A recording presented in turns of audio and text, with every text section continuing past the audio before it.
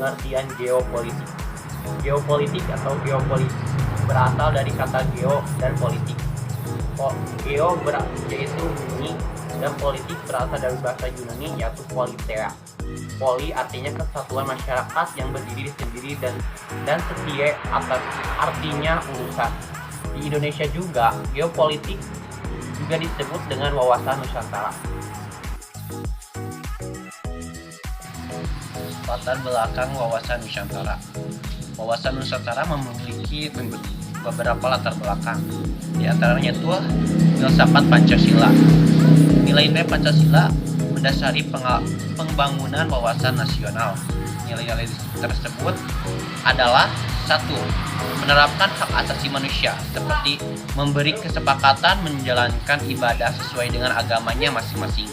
2. Mengutamakan kepentingan masyarakat daripada individu dan golongan. 3. Pengambilan keputusan berdasarkan musyawarah untuk mufakat. Adapun juga aspek kewilayahan Nusantara. Pengaruh geografi merupakan suatu fenomena yang perlu diperhatikan karena Indonesia kaya akan aneka sumber daya manusia atau SDA dan suku bangsa. Ada juga yaitu aspek sosial budaya. Aspek sosial budaya Indonesia terdiri atas ratusan suku bangsa yang masing-masing memiliki adat istiadat, bahasa, agama, dan kepercayaan yang berbeda-beda. Sehingga tata kehidupan nasional yang berhubungan dengan interaksi antar golongan mengandung posisi konflik yang sangat besar.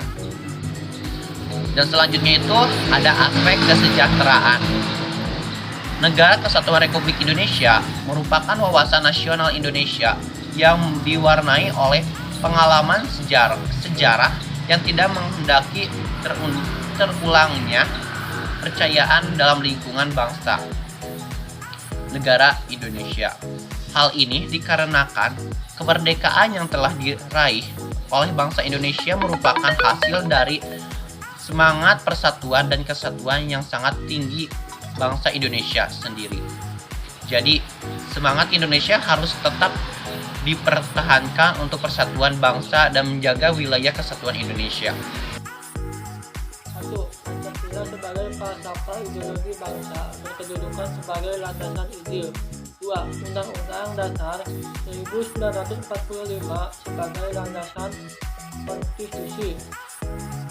3. Wawasan nasional berkedudukan sebagai landasan konsepsional. Fungsi wawasan Nusantara. Wawasan Nusantara berfungsi sebagai pedoman dan motivasi dalam menentukan segala kebijakan, keputusan, tindakan, dan perbuatan bagi penyelenggara negara. Tujuan wawasan Nusantara.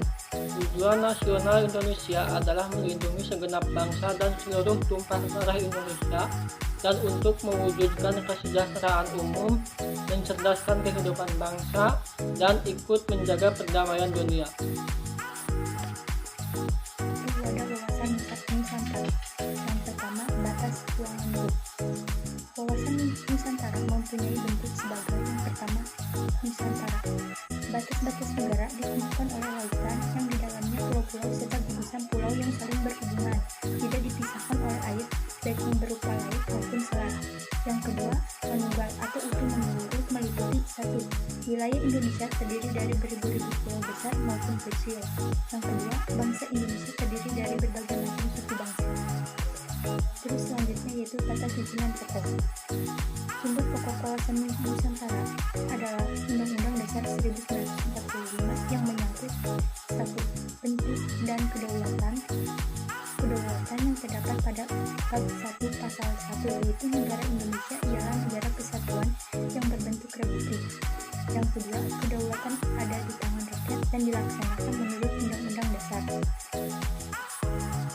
Terus ada kekuasaan pemerintah negara pada bab 3 pasal 4 dan 5 yaitu Presiden Republik Indonesia memegang kekuasaan pemerintahan menurut Undang-Undang Dasar 1945 dan sistem pemerintahan dalam Undang-Undang Dasar 1945. Baik, selanjutnya yaitu tata susunan pelengkap. Yang pertama, aparatur negara. Aparatur negara harus mampu mendorong, menggerakkan, serta mengarahkan usaha pembangunan ke sasaran yang telah ditetapkan untuk kepentingan rakyat banyak. Yang kedua, kesadaran politik masyarakat dan kesadaran bernegara. Dalam menetapkan stabilitas nasional, diperlukan kesadaran politik seluruh masyarakat, setiap orang, organisasi, untuk seluruh komponen pemerintah. Yang ketiga, pers yaitu bebas bertanggung jawab, jujur, dan efektif dengan tulisan-tulisan yang memberikan penjelasan yang jujur, dedikatif, dan bertanggung jawab. Yang pertama, implementasi dalam kehidupan politik. Di dalam implementasi kehidupan politik ada beberapa, yaitu yang pertama, pelaksanaan kehidupan politik yang diatur dalam undang-undang seperti Undang-Undang Partai Politik, Undang-Undang Pemilihan Umum, dan Undang-Undang Pemilihan Presiden.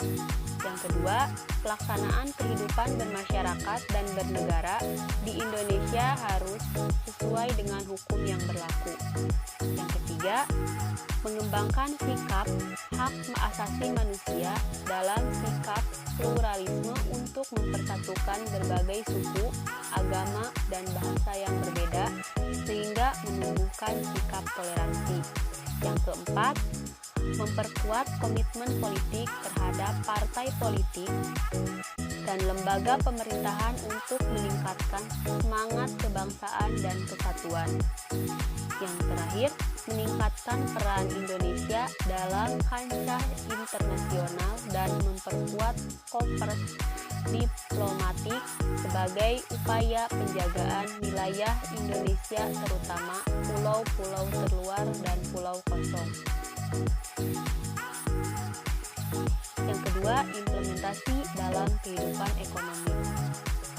Di dalam implementasi kehidupan ekonomi ada 3, yaitu wilayah Nusantara mempunyai potensi ekonomi yang tinggi, seperti posisi Katulistiwa, wilayah laut yang luas, hutan tropis yang besar, hasil tambang dan minyak yang besar, serta memiliki penduduk dalam jumlah cukup besar. Selanjutnya, pembangunan ekonomi harus melibatkan partisipasi rakyat, seperti dengan memberikan fasilitas kredit mikro dalam pembangunan usaha kecil. Implementasi dalam kehidupan sosial ada 2, yaitu yang pertama, pengembangan kehidupan bangsa yang serasi antara manusia yang berbeda dari segi budaya, status sosial, maupun daerah. Contohnya, dengan pemerataan pendidikan di semua daerah dan program wajib belajar harus diprioritaskan bagi daerah tertinggal. Yang kedua, pengembangan budaya Indonesia untuk melestarikan kekayaan Indonesia serta dapat dijadikan kegiatan pariwisata yang memberikan sumber pendapatan nasional maupun daerah. Contohnya, seperti dengan pelestarian budaya, pengembangan museum, dan cagar budaya.